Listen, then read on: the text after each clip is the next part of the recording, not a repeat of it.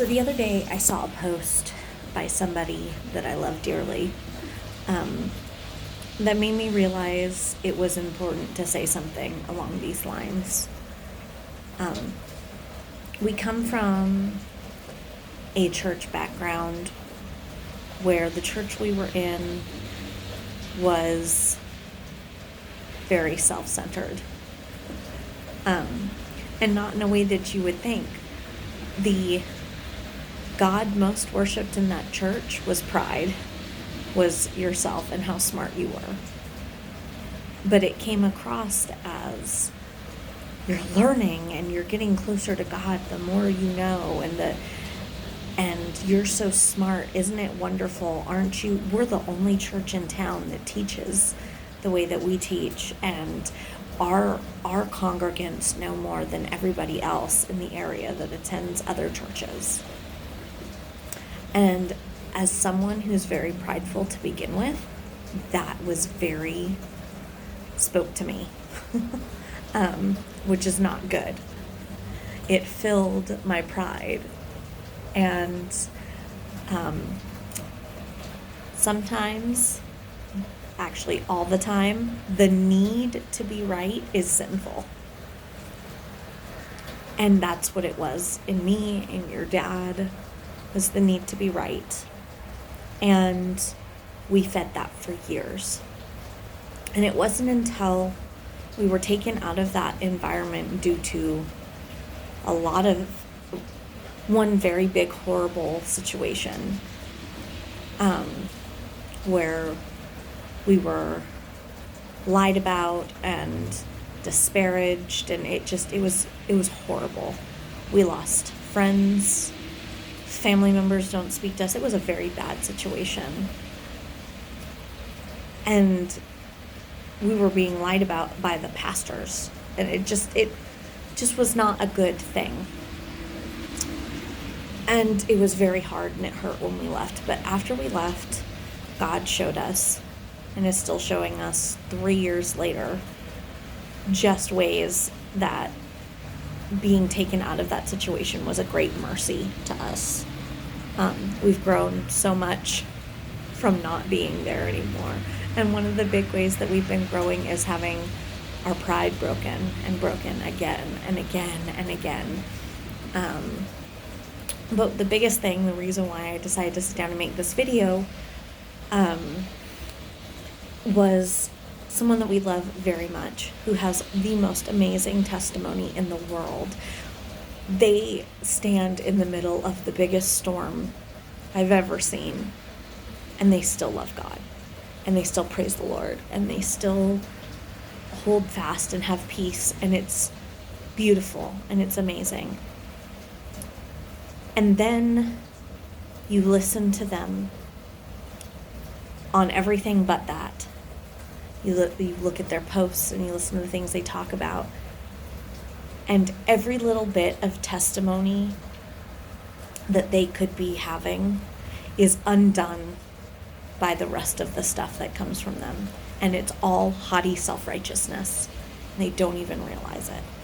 And it's on stuff about politics and church and but it's all, they don't even see it, but it all comes across as angry, this angry self-righteousness, this, you people think you're so smart, but you don't know nothing. And that's the way it comes across. And it's every post. I get notifications every time they post something, and I get excited because I'm going to see pictures of their kids and how things are going. And then it's some long, drawn-out thing about abortion or politics or something that they think they're right about when it comes to biblical stuff, which they may even be right about. But the way that they come across is horrible. It's self-righteous and haughty and has no love in it. No forgiveness, no compassion, no grace. It's all just angry. Even when they're right, even when I agree with them. And that's the most frustrating thing, is everything that they say, in theory, I agree with. But I have no interest in listening to anything that comes out of their mouths because it's just angry. And that's one of the things that we've learned, your dad and I, is how hard it is to check yourself, especially when you're right. When you're right and you're like, but I got all this stuff to back it up, and I'm right, and listen.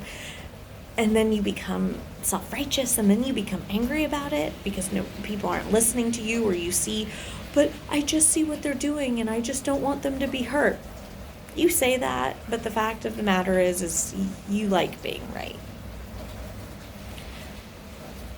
Because someone who is worried about someone and doesn't want them to be hurt acts much differently, and that's something I've learned. So, I guess at the end of this, I just want to say, dear daughters, check yourself. Make sure that you are not haughty and prideful, because every nice thing you do, every good thing you do, every bit of discipleship you could have, I mean, this works in both the Christian realm and not, whether you decide to follow God or not. If you do 9 wonderful things, or say 9 wonderful things, do 9 wonderful things, but one of those is, and your nose is up in the air and you think you're better than everybody else, that undoes all 9 of those things, because don't nobody want to listen to you. So please check yourself. Don't become haughty and self-righteous, because it's heartbreaking later when you come out of that. Hopefully you come out of it and you realize the people you've pushed away, the friendships you've ruined or lost, the family members that you've pushed away, the opportunities you had to help someone that you weren't able to take because of you. And you don't want to later come back to look back over your life and see all of those things. It's really hard. It hurts a lot. And you have a lot of repenting to do once you realize it. It's heartbreaking. So my dearest, sweetest daughters, don't become haughty and self-righteous, because you do no one any good at all.